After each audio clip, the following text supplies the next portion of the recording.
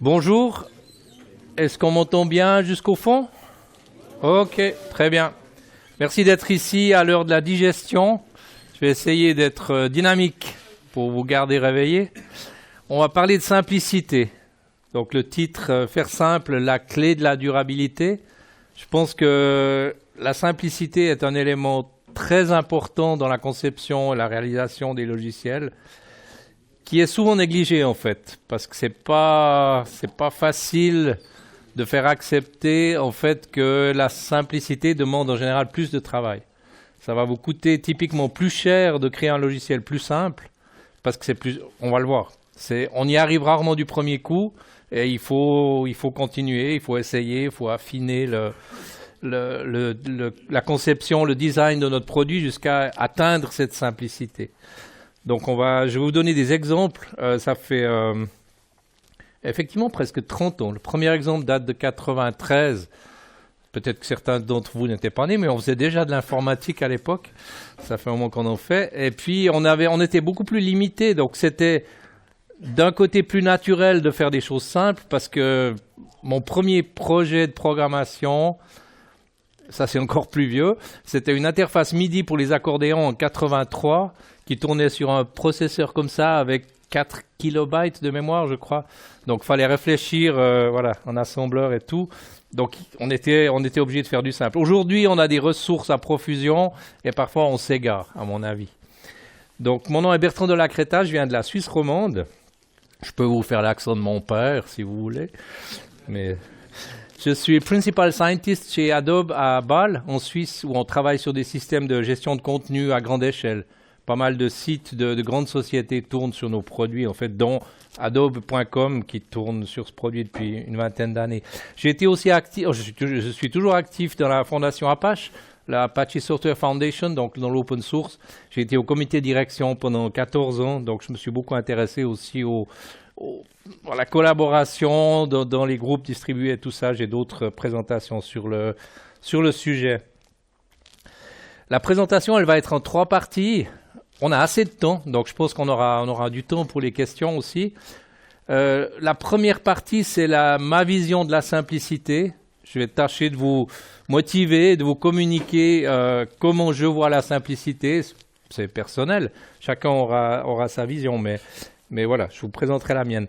La deuxième partie, ce sera des exemples. Donc, comme je disais, des exemples concrets de projets, de quelques projets. C'est pas beaucoup. Ça fait quoi, 30 à 40 ans de carrière. Il y a 4 ou 5 projets où je peux dire vraiment, oui, là, on a atteint c'est le niveau de simplicité qui est beau, qui est évident, et on parlera de ça.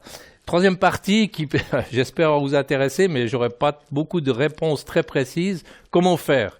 Et il n'y a pas de recette miracle, donc je vais vous donner des pistes, des principes qui, j'espère, pourront vous inspirer. Donc commençons avec la beauté de la simplicité, avec une image qui va certainement pas vous étonner. On est un peu entre geeks, donc on aime bien les Lego. C'est mon cas. Mais dans les Lego, moi j'aime particulièrement le sac de Lego, le sac de briques, complètement anarchique et pas organisé. Et on construit quelque chose qui est pas toujours très fidèle. Si je fais un avion avec mon petit-fils, vous allez voir, vous dites mais c'est pas un avion, c'est une fontaine. Mais non, nous c'est un avion qu'on a fait. Et j'aime bien ce côté très déstructuré et d'improviser avec un tas de briques. Il y a des boîtes de Lego où tout est prévu, on doit suivre un guide. C'est aussi intéressant à apprendre à faire ça, mais moi je préfère nettement le côté improvisation et la simplicité d'une brique. Avec une brique qui a 8 picots et l'autre qui a 4 picots, on peut tout faire. Donc si on n'est pas trop exigeant sur la fidélité du look de l'objet fini. Mais j'aime beaucoup cette simplicité et dans le jeu aussi justement.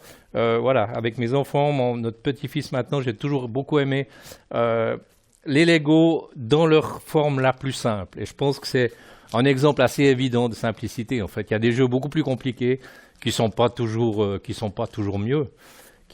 Voilà. Je pense que la simplicité a un côté agréable aussi et voilà, qui permet de se relaxer en jouant. Deuxième image qui ne va pas vous étonner, en plus je l'ai mis sur la slide de titre, mais elle va quand même pas vous étonner, de la part d'un Suisse, le couteau suisse. Et c'est un bon exemple. En fait, la simplicité, c'est un peu plus compliqué que ça. Et le couteau suisse en est un bon exemple. Ça, c'est un couteau suisse assez simple, assez basique, avec une grande lame, une petite lame, un tire-bouchon important, un outil pour percer et des décapsuleurs qui font aussi tournevis. Donc, ça fait beaucoup d'usages différents, tout en restant assez simple. Vous avez aussi des couteaux suisses de folie qui sont comme ça larges, qui ont 88 outils, dont 87 ne servent à rien. Mais c'est aussi la beauté du geste de concevoir un couteau suisse de folie. Mais celui-ci, cette version-là, ça c'est vraiment la version simple et efficace. Si on a ça dans la poche, on peut faire beaucoup de choses utiles avec ou amusantes. Et voilà, et tout avec un objet qui est simple. Et la question à se poser, ce sera, est-ce qu'on peut enlever quelque chose et qui fasse toujours sa fonction? On pourrait dire, la petite lame, peut-être qu'on peut s'en passer, mais parfois elle est utile, qu'il faut aller couper quelque chose dans un espace restreint, c'est bien d'avoir la petite lame. Donc il y aura des équilibres, des équilibres à trouver en fonction de notre cas d'utilisation, du budget, de l'effort qu'on veut mettre. Donc on voit déjà que c'est pas noir et blanc, c'est vraiment, cette simplicité sera vraiment une question d'équilibre, faire le plus simple qu'on peut pour notre projet, mais pas plus simple pour que ça fasse quand même la fonction. Un autre exemple que j'aime particulièrement en tant que musicien, le kazoo, un des instruments les plus simples du monde. Vous avez bien fait de venir aujourd'hui, c'est peut-être certainement la seule présentation de DevFest Dijon où on va jouer du kazoo. Surtout moi, mais si vous en avez, je sais que quelqu'un en a un, peut-être pas dans sa poche, mais pas loin. C'est un instrument vraiment minimaliste. Le kazoo, ben, on fredonne dedans, j'en ai ici. Je peux vous apprendre en 8 secondes à jouer du kazoo si vous n'en avez jamais joué. En général, surtout les miens, les gens ils le prennent par le mauvais bout et ils soufflent dedans. Ça donne pas grand-chose. Et je leur dis, mais voilà, il faut le prendre par l'autre côté et fredonner. Et voilà. Un instrument d'une simplicité biblique, on pourrait dire. Et les kazoos, la petite histoire, en fait, c'est que je joue dans un groupe de musique et notre guitariste a déménagé en Suisse alémanique, beaucoup trop loin, il ne peut plus jouer avec nous. Et on s'est dit, on va prendre des kazoos pour faire des solos. Et puis, ben voilà, j'ai trouvé ces modèles presque jouets, en fait, puis ça sonne, c'est un son qui peut être assez énervant. Je me suis dit, est-ce qu'on peut faire un kazoo? On est en 2024. Les dessins de ces kazoos-là, ça date, sauf erreur, de 1930. Donc, c'est un peu un vieux truc. On est en 2024, on a des ordinateurs, on a des imprimantes 3D qui coûtent pas trop cher. Est-ce qu'on pourrait faire quelque chose qui sonne mieux? Et j'ai le plaisir de vous présenter le AFK Triton. Déjà, avec 3 membranes. Et il est plus lourd, c'est un plus bel objet. Et vous allez voir qu'il sonne beaucoup mieux. Je vais écarter un peu mon micro pour ne pas le faire exploser. Celui-ci a pas mal de volume.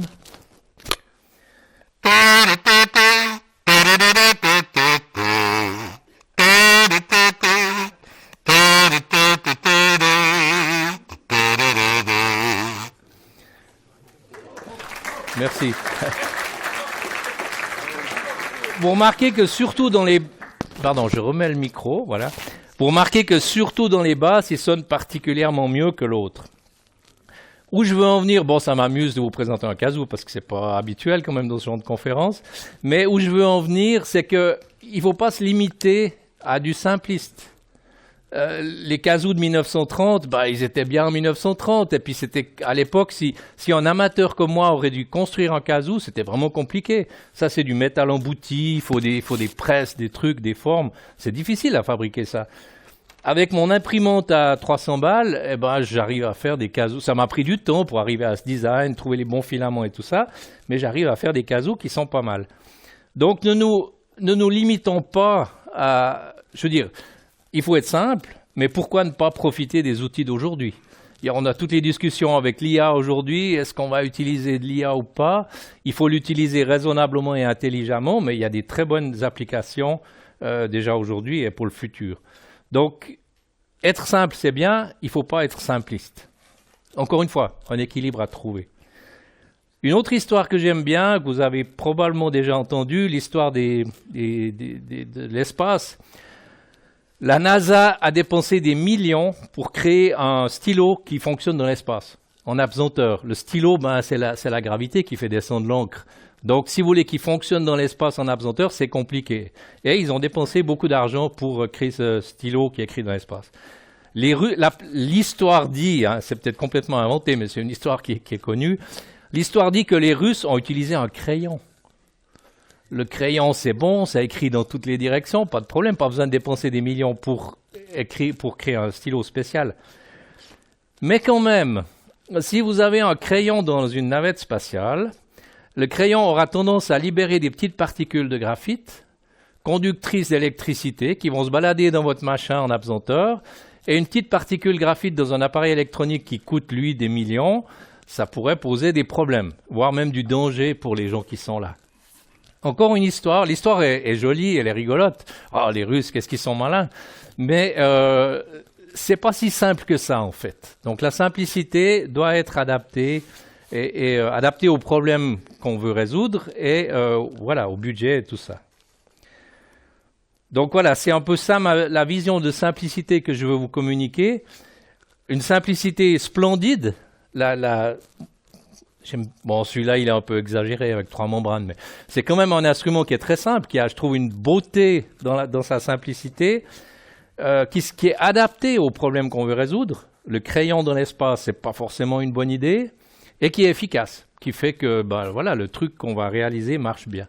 Et on peut faire ça dans nos logiciels, mais c'est du travail. On va voir, comme je dis, je pense que vous serez d'accord, on y arrive rarement du premier coup. C'est rare qu'on crée un logiciel, on crée une architecture, puis on se dit « Ah ouais, ça c'est génial, c'est vachement simple et ça marche bien ». Moi, ça m'arrive presque jamais. Le premier jet, il est souvent trop compliqué, on a considéré trop de cas qui ne sont pas forcément utiles et il faut dégraisser, il faut y retravailler.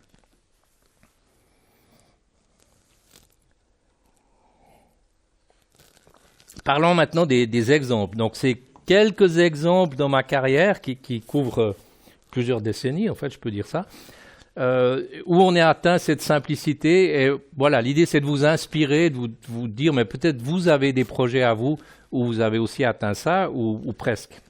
C'est pas qu'il y a 2 exemples, c'est la partie numéro 2. Il y en a plus que ça.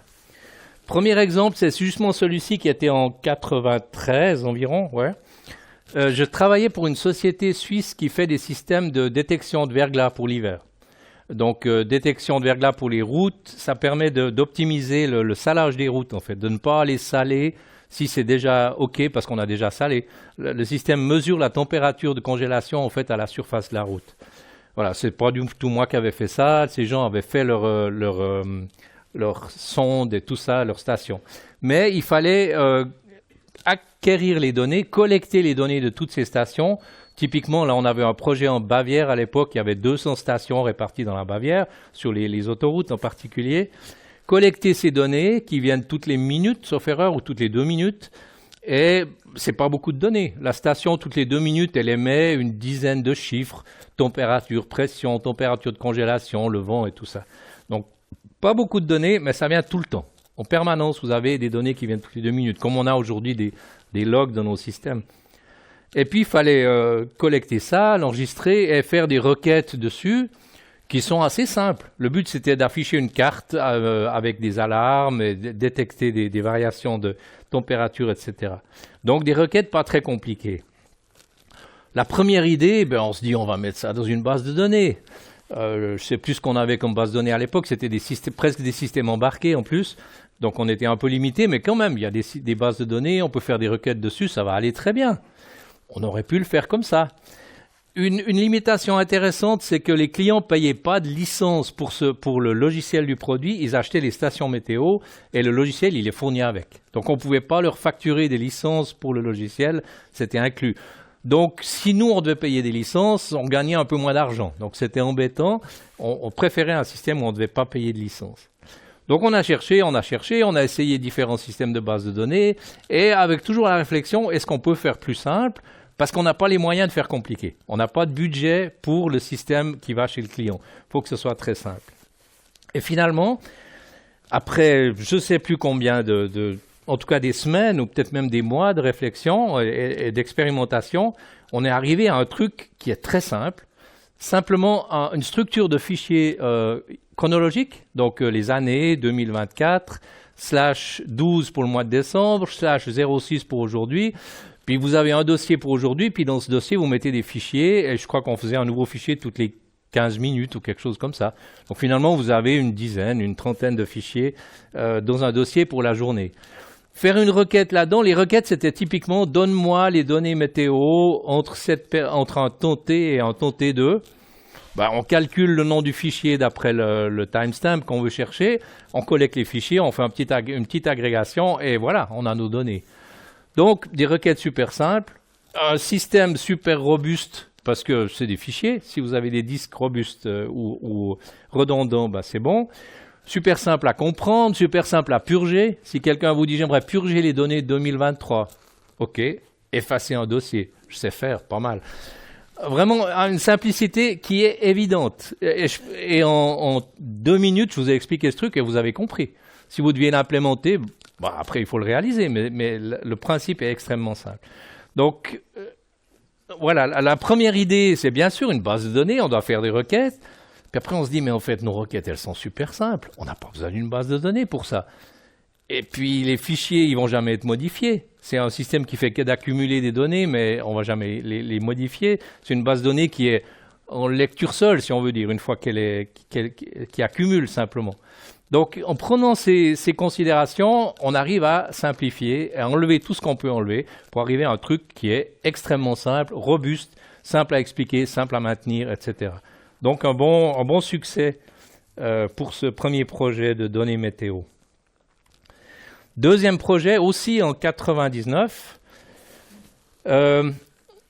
c'était un projet pour le Parlement fédéral suisse où on devait enregistrer en fait les discussions des chambres fédérales. Donc vous avez des chambres fédérales une session dure 3 semaines. Il y a 2 chambres, donc deux micros, 2 pupitres. Les gens en Suisse, c'est une particularité, c'est que chaque parlementaire peut parler sa langue. Donc on change, on parle, il y a un bout en français, après en allemand, peut-être en italien, éventuellement en romanche, mais c'est rare quand même, mais en tout cas 2 ou 3 langues. Et puis ça change de sujet, il faut prendre des marques pour savoir pouvoir se repérer dans l'enregistrement après. Mais on voulait faire un enregistrement audio numérique, ce qui était un petit peu compliqué en 99. C'était faisable, mais c'était pas évident comme aujourd'hui. Et puis, voilà, on cherchait un système et un critère qu'on avait mis, c'est qu'on voulait que la conception du système fasse que c'est impossible de perdre plus que 15 secondes d'audio. En admettant qu'on a des disques redondants, le design doit faire que, quoi qu'il arrive, on ne va jamais perdre plus de 15 secondes. C'est des informations officielles. C'est vraiment ennuyeux si on les perd. Il aurait fallu les recréer avec un enregistrement de backup. Enfin, voilà, quelque chose d'un petit peu ennuyeux et compliqué. Enfin, la robustesse était vraiment un critère très important. Et après, vous parlez de ça avec des spécialistes. À l'époque, on avait 2 fournisseurs qui pouvaient nous fournir des enregistreurs audio numériques. C'était Microsoft, qui avait un système qui s'appelait, je ne sais plus, ça a beaucoup changé de nom, et Media Server peut-être, et Real Audio, qui était populaire à l'époque, qui avait aussi des systèmes d'enregistrement audio numérique. Et on leur a dit, ben voilà notre problème, enregistrer 2 canaux, c'est très facile, ça pose pas de problème, mais on veut que le système fasse que c'est impossible de perdre plus que 15 secondes. Et on n'avait pas des réponses très claires. Ouais, s'il y a un fichier qui est corrompu, vous risquez de perdre des données, mais on a des outils pour les réparer, donc vous allez pouvoir récupérer vos données, vous perdrez pas grand-chose, peut-être un peu plus que 15 secondes. Enfin voilà, des réponses qui, comme ingénieur un peu rigide dans les conceptions techniques, ça nous convenait pas comme réponse. Nous, on veut un système où on comprend le design et que ça fasse que c'est impossible de perdre plus de 15 secondes. Et puis on a cherché, on a essayé, ça a pris du temps, on a essayé ces différents produits, d'autres trucs. C'était des systèmes Windows à l'époque. Et dans Windows, il y avait déjà des fonctions audio pour la téléphonie, en fait, la téléphonie sur IP.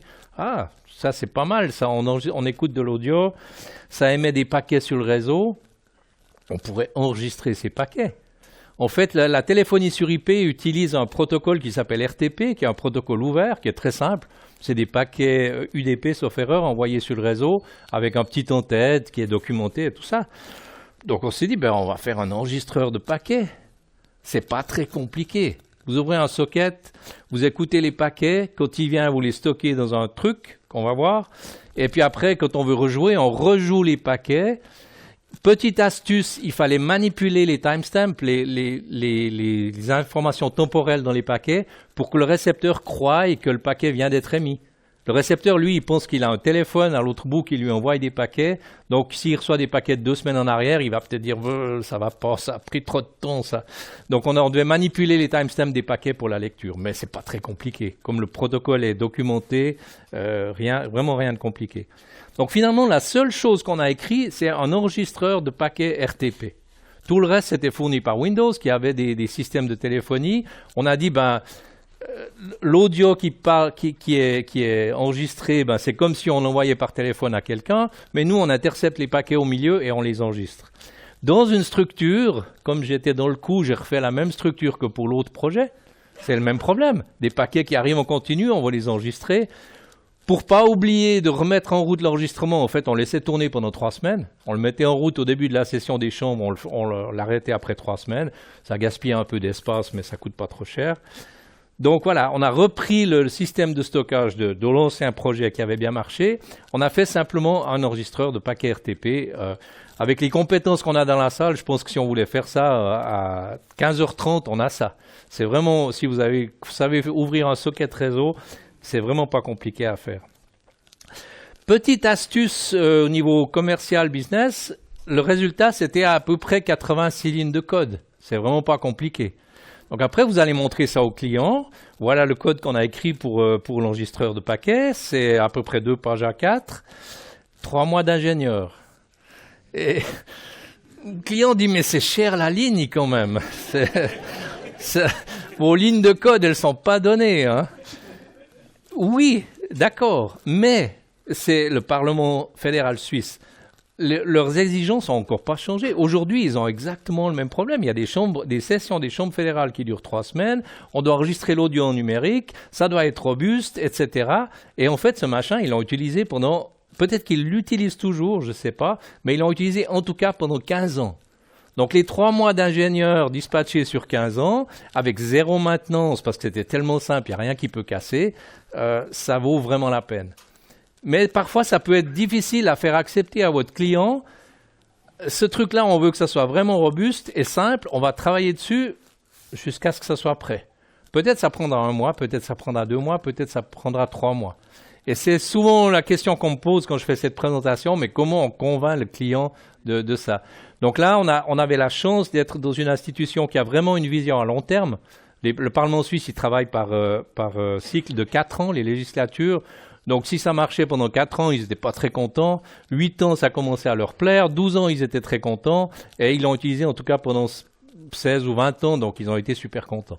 Et ils nous ont fait confiance qu'en faisant simple, on allait créer quelque chose qui était durable. Donc là, je pense que c'est un très bon exemple. Mais effectivement, on n'y est pas du tout arrivé du premier coup. Je ne me rappelle plus combien de versions on a fait, mais probablement une dizaine, jusqu'à arriver à ce machin qui est tellement simple que, encore une fois, je peux vous l'expliquer en 2 minutes autour d'un café et vous avez compris le principe. Et quelqu'un qui sait faire de la programmation réseau de base, il saura faire ça. Donc un autre exemple où c'est mon exemple préféré en fait, parce qu'au plus c'est gratifiant. Le Parlement suisse qui utilise mon code, c'est bien, et surtout quand ça marche très très bien et que c'est très robuste. Donc pour montrer que ça vaut la peine de faire cet effort de simplicité, ça a des conséquences qui peuvent être énormes sur des projets comme ça qui ont une longue durée de vie. Un autre projet beaucoup plus récent, 30 ans après en fait, j'ai fait dans le cadre de mon travail, donc dans notre produit, le produit qu'on crée avec Adobe à Bâle, ça s'appelle Experience Manager. En fait, c'est la gestion de contenu web à grande échelle, et donc on est très orienté sur les technologies du web. Et j'ai fait quelques recherches, études sur les web components qui sont très intéressants. Et puis j'ai fait un exemple pour une page de commerce, une page d'un site où on a des produits. Et si on regarde ça, on se dit tiens, de quels composants on aura besoin pour faire cette page? Si vous prenez la réflexion comme on apprend à l'école, eh ben chaque champ doit être un composant. Il y a peut-être un composant qui va grouper les champs, etc. Si on ne se pose pas trop de questions, moi j'arrive à 8 composants ici. Un pour le statut en haut de la page, un composant pour la fiche de produit. Dans la fiche de produit, il y a un composant titre, un composant, le slider pour le nombre de produits qu'on veut acheter, le prix, etc. Donc avec une décomposition naïve, je dirais, on arrive à 8 composants. On peut se poser la question, est-ce qu'on a besoin de 8 composants? Et puis là, quelqu'un va vous dire, mais ça ne vaut pas la peine de se poser la question. On fait 8 composants et on oublie. Mais si votre produit dure 10 ans, ben vous allez devoir maintenir 8 composants pendant 10 ans. Et ça va se cumuler sur la durée de vie du produit. Et ma solution, finalement, est la 4 plus 1 composant. Parce que la plupart des choses qu'on fait ici, on peut les faire avec du HTML tout à fait banal. Pour une image, il n'y a pas besoin d'un composant. C'est un élément HTML. Donc, il peut être directement intégré dans un autre composant. Donc, j'arrive à 4 composants plus 1. Les 4, c'est la barre de statut, qui est clairement un truc qui a sa propre vie, sa propre logique et tout ça. Le slider pour incrémenter et décrémenter les quantités, ça c'est un truc dynamique, donc c'est clairement un composant, il y a de la logique dedans. La fiche de produit, c'est une template HTML, donc c'est même pas vraiment un composant, c'est juste du HTML. Donc on pourrait dire que c'est même pas... Ouais, on pourrait omettre le compter éventuellement. Et puis la liste de produits... c'est aussi typiquement un élément UL, HTML, avec des LI dedans à l'intérieur. Donc, même dans un exemple aussi simple, on peut se poser la question, et ça vaut la peine sur la durée de vie de votre produit. 4 plus 1, parce qu'en fait, il y a un composant de plus qui est invisible, celui qui est en haut à droite, là, le statut qui est utilisé pour l'accessibilité. Si vous voulez que votre machin soit accessible, vous pouvez aider, par exemple, les synthétiseurs de voix à dire des choses qui font du sens, en ayant un composant invisible où vous mettez les textes qui doivent être dits par le synthétiseur de voix.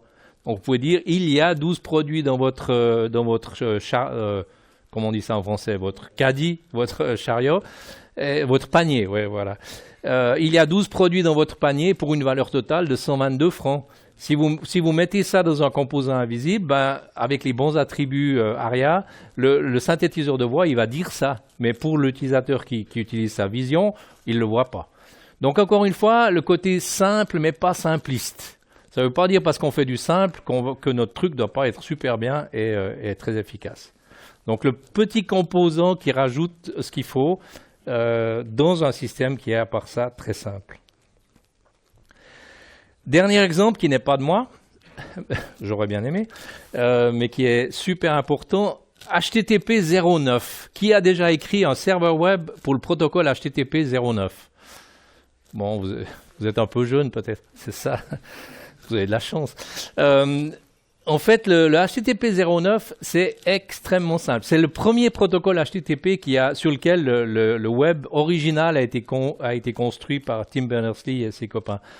En fait, le protocole, c'est le client ouvre un socket vers le serveur, donc une connexion qui a garanti sans erreur. Il va envoyer une ligne de texte sur ce socket, get avec le nom du fichier qu'il veut lire, get/index.html par exemple, terminé, et le serveur renvoie le HTML. Voilà. En 32 secondes, je vous ai expliqué le protocole HTTP. Et ça suffisait au début. Aujourd'hui, le protocole HTTP, il a des headers, il a des chunks, il a des choses beaucoup plus sophistiquées parce que le web est devenu plus complexe et plus grand et attaqué de toutes parts, etc. Mais au début, ça suffisait. Et ça a permis, c'est ce qui a fait en fait l'explosion du web. C'était tellement simple. Vous montrez ça à n'importe quel programmeur qui sait ouvrir un socket dans le langage que vous voulez et il sait créer un serveur web qui sera peut-être pas super performant, mais qui va fonctionner. Puis après, on peut l'améliorer. Donc la simplicité de ce protocole, et ce n'est pas le seul. Si vous regardez les spécifications originales de TCP, TCP/IP, DNS et tout ça, c'est vachement simple. Avec le temps, on a dû rajouter des choses à cause des problèmes de sécurité, de montée en charge et tout ça. Mais ces protocoles étaient à l'origine extrêmement simples et c'est ça qui leur a permis d'exploser en fait parce qu'ils étaient très simples à comprendre. J'ai mis une page web ici de http.dev. c'est l'explication complète du protocole HTTP 09. Si vous mettez ce texte, vous imprimez ça, c'est à peu près une page A4. Il y a beaucoup de specs qui sont beaucoup plus compliqués que ça. Mais en fait, la simplicité de ces protocoles a permis leur diffusion à une très grande échelle. Et aussi, si on prend le HTML, le view source dans le browser, vous pouvez voir le HTML qui est créé par le site de quelqu'un d'autre. Aujourd'hui, ça a tendance à se perdre parce que vous avez 32 frameworks empilés et puis vous essayez de comprendre et vous ne comprenez rien à cette page web. Je vous rassure, on peut revenir à la simplicité du web original dans une grande mesure et je pense que c'est bien. Donc voilà pour ces exemples où la simplicité a été atteinte. Et je pense que vous en conviendrez, cette simplicité, elle est assez évidente. Je n'ai pas besoin de vous convaincre que c'est simple. Je vous montre ça, ouais, c'est simple, j'ai compris, c'est bon. Et c'est vraiment ce sera les indicateurs qu'on va chercher dans notre simplicité. Donc voilà, je vous présente des choses sympas. Comment on fait? C'est quand même important.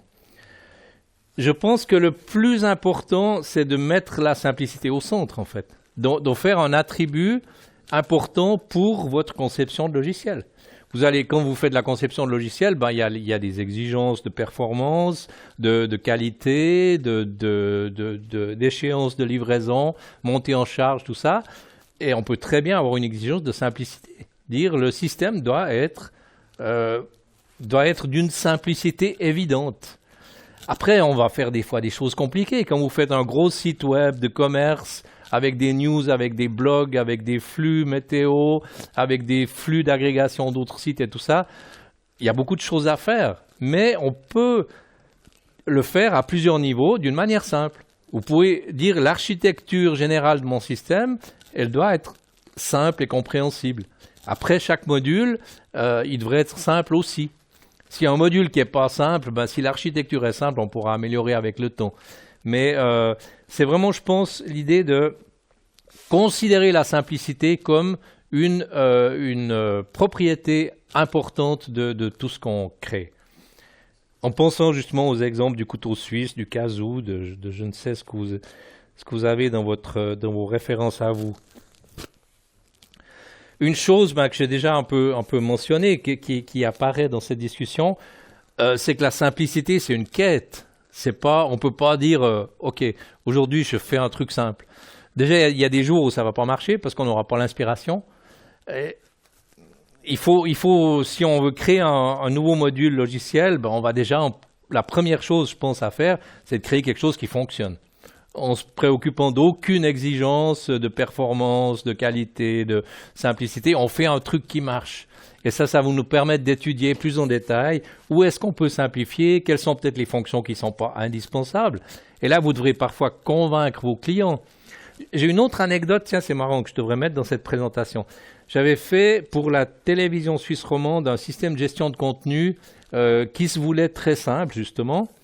Et puis, le client voulait, c'était en 2004, il y a 20 ans, pour une émission qui s'arrête cette année, donc qui a duré 20 ans. Le client voulait un éditeur de texte WYSIWYG, what you see is what you get. Il y avait déjà Word à l'époque, malheureusement, je crois.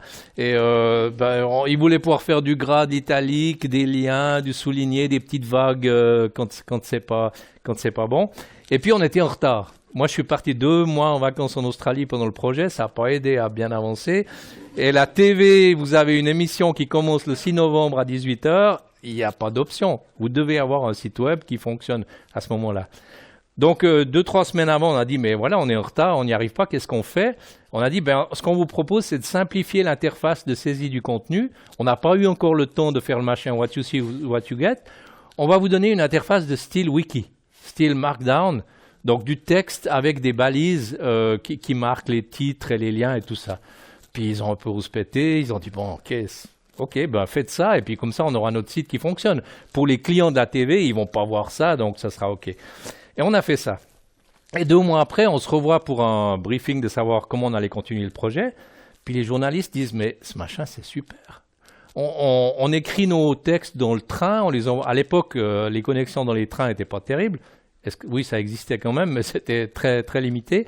On écrit nos textes dans le train, on les envoie par mail aux collègues, ils les copient, collent dans le système, c'est bon, ça fonctionne. Votre truc, il est très bien, il ne faut pas changer. Et on a gardé ça. On a gardé l'éditeur SteelWiki parce que à l'utilisation, ça les avait convaincus par sa simplicité et le fait que c'était voilà, un peu tout terrain et tout ça. Mais au moment de discuter du projet, personne du client n'était d'accord de dire on fait un machin SteelWiki Markdown. Il voulait absolument du WYSIWYG, what you see is what you get, parce que c'est ce qu'on fait normalement, puis on a l'impression que mais du texte avec des balises, ça va être atroce. Et en fait, à l'utilisation, ils ont été convaincus. Donc voilà, c'est une quête qui peut impliquer vos clients aussi. Il faut convaincre le client de cette simplicité et ça peut demander un peu de psychologie, de persuasion ou de convaincre le client de faire un pilote. On dit, mais nous, on a une idée d'un système plus simple, on vous fait un prototype et après, on discute sur une base concrète. Parce que discuter en abstrait de ce genre de choses, c'est souvent très difficile. Donc, la quête de simplicité, voilà, ça ne nous tombe pas dessus gratuitement, en principe. Et puis, voilà, abandonnez pas et continuez d'essayer. Donc, comme je disais dans le projet d'enregistrement audio, je pense qu'on a fait au moins 10 versions jusqu'à ce qu'on arrive à ce machin qui était tellement simple. Ok, ça, oui, là on y est, c'est bon. On a trouvé la simplicité, la robustesse qu'on voulait. Mais avant ça, il y a eu beaucoup d'étapes qui n'ont pas abouti ou on n'était pas satisfait. Donc c'est vraiment une quête itérative. Et si vous construisez un système informatique, je pense qu'il faudra commencer par l'architecture générale. Si l'architecture du système est simple, si les modules ne sont pas simples, on pourra les simplifier avec le temps. On pourra dire, voilà, celui-là, ça va. Ce module-là, non, il n'est pas encore assez simple. On va continuer à travailler dessus jusqu'à ce qu'on atteigne notre objectif. Donc, partir du haut, partir de l'architecture générale, conception générale du système, bien travailler là-dessus pour arriver à un certain niveau de simplicité. Et après, on pourra évoluer itérativement. Encore une fois, s'il y a les budgets pour faire ça. Ça dépendra de votre projet. Ça dépendra si vous avez réussi à convaincre votre client de l'importance de la simplicité. Et puis, comme pour tout, il faut mesurer, évaluer, faire des reviews. Voilà, on regarde notre système. Est-ce que ce module est simple? Est-ce que j'arrive à l'expliquer en 2 minutes son principe à un de mes collègues autour d'un café ou comme ça, sans faire des choses très compliquées? Est-ce qu'il y a des choses qui ne sont pas claires? Est-ce que j'arrive... J'aimais bien Twitter au début, quand Twitter était limité à 140 caractères. C'était un joli défi de dire, je dois arriver à décrire mon machin dans un tweet. Donc il faut qu'en 140 caractères, j'arrive à décrire ce que ça fait. Des fois, c'est un peu extrême. Mais voilà, est-ce que j'arrive en 2 paragraphes à décrire mon module, comme ses principes de base? Et ça, c'est vraiment valable. Et je me permets de citer Antoine de Saint-Exupéry. La perfection est atteinte, c'est pas quand il n'y a plus rien à ajouter, mais c'est quand il n'y a plus rien à enlever. Dans notre domaine de l'informatique, c'est un piège dans lequel on tombe très très souvent, rajouter des features, rajouter des trucs. Ouais, on aimerait rajouter une fonction là. Si vous parlez avec des administrateurs système, des administrateurs réseau, je trouve leur première réponse est très souvent non. Quand on leur demande quelque chose, est-ce que je peux avoir un machin, ouvrir un port pour faire... Non. Et puis, il faut les convaincre. Il faut revenir, dire, ah oui, mais vraiment, j'ai besoin de ça pour cette raison, etc. Je pense qu'on peut être comme ça dans notre conception de logiciel, être réticent à rajouter des fonctions, à moins que le client, à moins que notre interlocuteur nous convainque avec des arguments solides qu'il y a vraiment besoin de cette fonction. Là, je suis dans un trip inverse. En fait, on a notre produit. En fait, la précédente génération de notre produit était un système très ouvert, et les clients ont fait des extensions dans tous les sens. Il y a des choses très compliquées dans la nature, dont certaines ne sont pas utilisées. Donc maintenant, notre défi, c'est de trouver dans ce système quelles sont les fonctions qui sont vraiment pas utilisées, avec des métriques, avec des logs, avec des trucs, pour pouvoir les débrancher et puis au cours du temps arrêter de les maintenir. Donc voilà, si on se laisse prendre par le piège de rajouter toujours des fonctions parce que le client a vaguement envie d'un truc, ça peut être extrêmement coûteux à corriger plus tard. Un dernier conseil dans cette comment faire pour arriver à cette simplicité. Si vous avez dans votre processus de travail une definition of done, définition d'achèvement, je ne sais pas si on dit ça comme ça en français, des critères qui déterminent que votre module est terminé, vous pouvez ajouter le critère de simplicité. Est-ce qu'il y a des choses qu'on pourrait enlever dans ce module avant de le mettre en production, avant de le distribuer? Je pense que c'est un très bon critère à avoir. Peut-être on ne les enlève pas tout de suite, mais au pire, vous pouvez peut-être mettre un feature flag ou quelque chose pour désactiver ce machin et pouvoir le réactiver rapidement si vraiment le client dit hey, la fonction truc, là, on l'a pas. Mais peut-être la bloquer artificiellement. Et puis, tant que personne ne dit rien, on la laisse bloquer, ce qui fait qu'après 2 mois, on pourra peut-être dire mais ça, on n'aurait pas dû le faire, on l'enlève et on a ça de moins de code à maintenir. Et ben voilà, comme je disais, j'espère que mes exemples vous ont montré ça. En général, quand on atteint cet objectif de simplicité, c'est beau. Pour des geeks, bien sûr, ce sera peut-être plus compliqué à expliquer au grand public, mais il y a une certaine beauté dans cette simplicité technique et elle est assez évidente. Comme je disais, le truc du système de fichiers, voilà, on ne peut pas dire c'est compliqué. Quand on voit ça, ah ouais, non, c'est simple, je suis d'accord. Et n'oublions pas d'être simple, mais pas simpliste. Ben, les 2 exemples, hein, du crayon dans la navette spatiale et du kazoo, ben, il ne faut pas se limiter non plus à la technologie de 1930, puisqu'on peut faire mieux aujourd'hui. Donc voilà, j'arrive à la conclusion. La simplicité est importante, je pense qu'elle est très importante. Encore une fois, ça dépend de votre type de projet.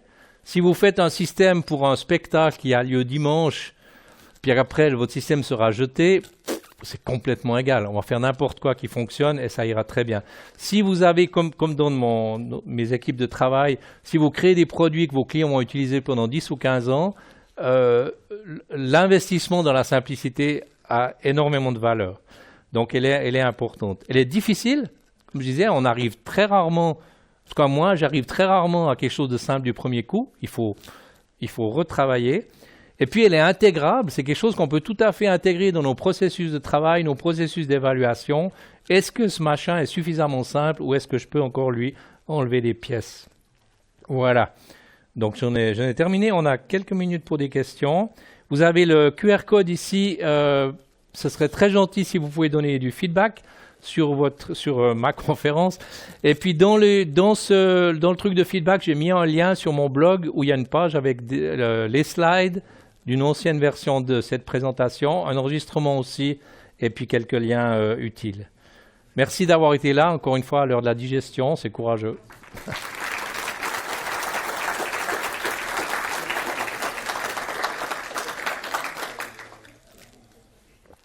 Est-ce que vous avez des questions? Oui, au fond, là, au milieu. Le micro arrive. Donc déjà bonjour, merci pour cette présentation. Et j'aurais voulu savoir si pour vous, la simplicité prévaut forcément sur l'évolutivité. Parce que si on fait quelque chose de simple, forcément ça coûte après si on a besoin de le faire évoluer. Alors je ne suis pas tout à fait d'accord. Je pense qu'au contraire, un système simple peut être plus évolutif, en particulier en termes de modularité. Si vous avez un système qui est plus modulaire, il peut être plus évolutif. Un exemple apparenté qui vient de l'open source, en fait, dans les projets, moi je suis actif donc dans des projets de la Fondation Apache, où vous avez des ingénieurs qui sont souvent très, comment on dit ça en français, opinionated, qui ont des idées très bien arrêtées, qui sont souvent très compétents. C'est très difficile de se mettre d'accord. Et je prends toujours l'exemple du serveur web Apache, le HTTPD, qui est extrêmement modulaire. C'est un tout petit noyau, tout le reste c'est des modules. Et ma théorie, c'est que c'est parce que les gens n'arrivaient pas à se mettre d'accord. Quelqu'un voulait un module TLS d'une certaine manière, un autre voulait un autre. Bien, OK, on fait 2 modules. Et vous avez un système qui est modulaire. Sa structure de base, elle est très simple et il est extrêmement évolutif parce que c'est tout des plugins. Donc, je pense que la simplicité juste, elle peut être très évolutive. Dans les exemples que j'ai donnés, c'est vrai que si on prend l'exemple des données météo, on est complètement coincé au niveau des requêtes. Si quelqu'un voulait faire des requêtes plus compliquées, c'est pas possible. Parce que la seule requête qu'on peut faire, c'est une requête temporelle. Donne-moi les données entre un temps T1 et T2. Après, si on devait vraiment faire des requêtes, on pourrait dire, mais on va exporter en permanence ces données dans une vraie base de données sur laquelle on pourra faire des analyses. Donc, je pense que, non, si la conception est correcte, je pense qu'on peut être tout à fait autant évolutif ou même plus si c'est bien modulaire. Merci. D'autres questions? Faire simple, ça doit quand même poser des problèmes, vous l'avez dit un peu, pour vendre en fait, Oui. avec les équipes commerciales et tout, parce que ça va créer une tension en fait, parce qu'eux, ils vont essayer de vendre de plein de fonctionnalités, on le voit souvent dans les produits. Bon, vous avez une longue carrière, mais comment vous avez réussi à gérer ça au début en fait? Comment vous faites passer vos arguments auprès du marketing, du commerce? Oui. Alors là, on a un bon exemple dans mon groupe, justement. Notre nouveau produit de gestion et publication de contenu d'entreprise permet en fait d'éditer le contenu dans SharePoint ou dans Google Docs, et c'est terminé. Et nous, on s'occupe de nettoyer les documents, de les organiser, de les publier. On vous fait un site web avec ça. Et après, vous pouvez écrire un petit peu de code JavaScript pour affiner la présentation. C'est extrêmement simple. Et effectivement, on a un bon succès auprès des clients parce que ceux qui ont le courage de passer le cap, le client à la base, il aurait peut-être tendance à dire « mais c'est trop simple votre machin. Je vais prendre un truc open source à 2 balles et puis je vais faire la même chose. » Il peut. Pourquoi pas? Mais nous, on a tout un know-how là derrière, tout un support qu'on peut leur offrir, on focalise sur les performances du site et tout ça, mais le système techniquement est très simple. Donc je pense que si on se focalise sur l'offre globale, qu'est-ce qu'on offre aux clients, c'est intéressant. Effectivement, les équipes de vente, il faudra aussi qu'elles soient dans cette vision et qu'elles acceptent de le faire. Mais dans notre cas, en fait, j'en parlais avec quelqu'un hier soir au souper des speakers. Ce qui nous a permis de faire passer ça, c'est qu'en fait, les sites web qu'on crée avec ce système, ils sont très performants au niveau des Core Web Vitals. Et pour les grandes entreprises, on peut leur démontrer que si vous améliorez les performances de votre site, vous vendez plus de produits. Vous vendez 3% de plus par mois. Suivant votre chiffre d'affaires, ça fait vite pas mal d'argent, donc ça vaut la peine. Il faut qu'il y ait un avantage concret pour le client. Et pas tous les clients et pas tous les dirigeants d'entreprise non plus ont la vision à long terme de dire mais ok, ça va coûter plus cher maintenant, mais après pendant 10 ans, on va économiser de l'argent. Donc c'est pas toujours évident, effectivement. Il faut parfois trouver des astuces de persuasion, je dirais, pour y arriver.